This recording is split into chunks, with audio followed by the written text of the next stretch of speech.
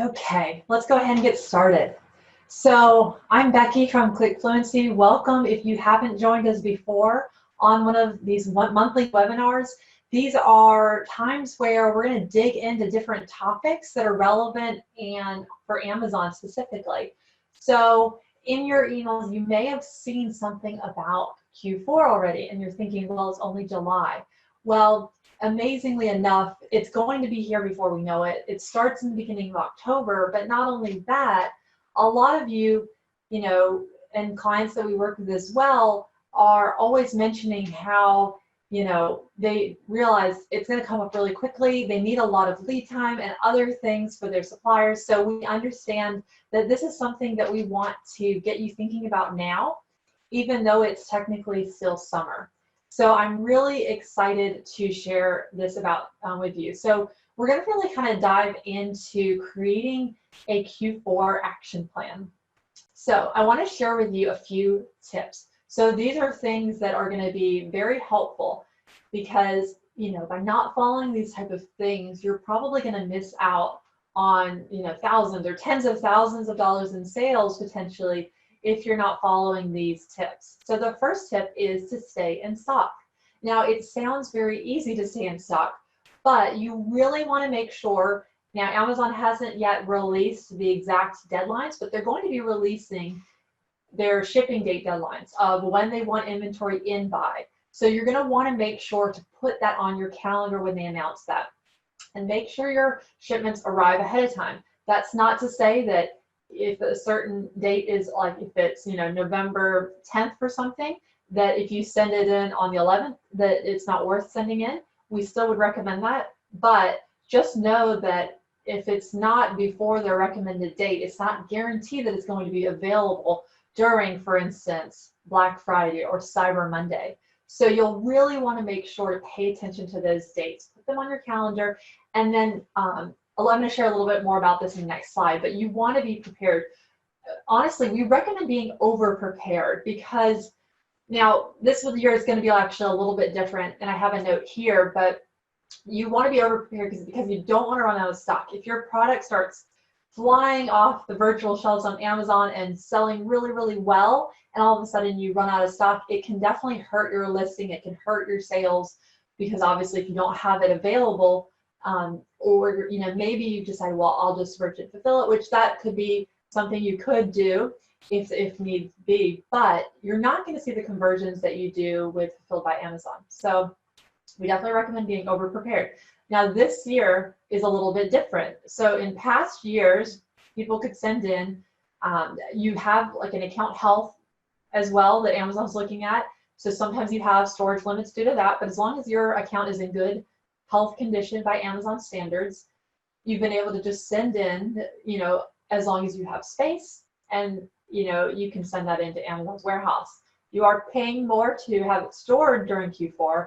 However, in the past, you could just have it there without necessarily any restrictions besides, as long as you had the space for the inventory storage units space.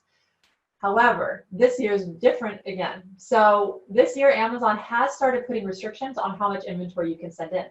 So when you look to create shipments, if you already are set up with a Seller Central account, it'll tell you how much you can send in. So there are actually restrictions and limitations now that previously we have not seen in the last several Q4s. So this has been a very unusual already Q4. Amazon obviously is trying to be careful because they want to have the space and they don't want a ton of people sending in all of the things. As you can imagine, they've been busier this year than ever just because more people are shopping online than in physical stores. So just be mindful of that there will be limitations like there wasn't previously. Unfortunately, there have been this year. So another thing that you'll want to do is you'll want to allow extra lead time. So you'll want to add in additional buffer time for your supplier lead times and also how long it takes for your shipments to get there. Now, we noticed about a month ago, Amazon has actually been not as fast receiving items at certain warehouses.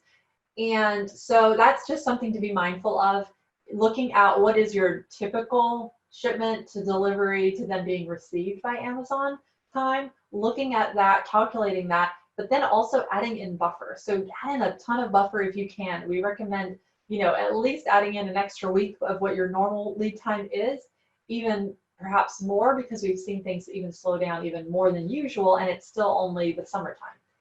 And like I said before, a lot of other shipments are getting sent in. A lot of other brands are sending in inventory, and sellers are sending in inventory. So don't look at what was typical maybe for earlier this year, but make sure to always add extra buffer. So, and then here's a little extra tip for you. So if you can look at last year, if you also had your seller account last year, were you selling products then? You'll want to look at last Q4 and then look at that as a ballpark, but then also add additional time would be our recommendation. So if you noticed in previous years, it took about 20 days to get from your warehouse to Amazon's warehouse to be received because it was a large shipment or something. You want to give extra time in addition to that, due to the fact that you're just, like I said, this year is just been, things have already been slower. Okay, so the next thing that you should do is you should look at your most popular items. Now, if you're not sure what sells best in your product line, if you have more than one product, what you can do is you can go into Seller Central or your Vendor Central, and you can pull business reports from Amazon to see what products are selling the most every month.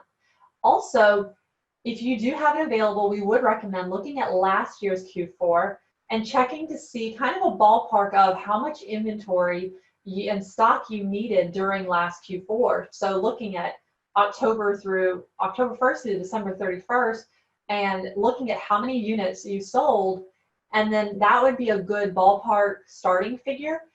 The only thing I would say is if you've noticed your sales have increased because you've been doing more things, you've been some recommendations that I'm going to be making soon, like listing optimizations and running more Amazon advertising, then you may even want to increase that even more and even compare that to like your previous months. So you could compare it to last month's of 2020 to then the year before in 2019, compare that number, and then look at the percentage increase and then kind of add that buffer into the Q4 of this year for 2020. So that's just kind of something that will be really helpful.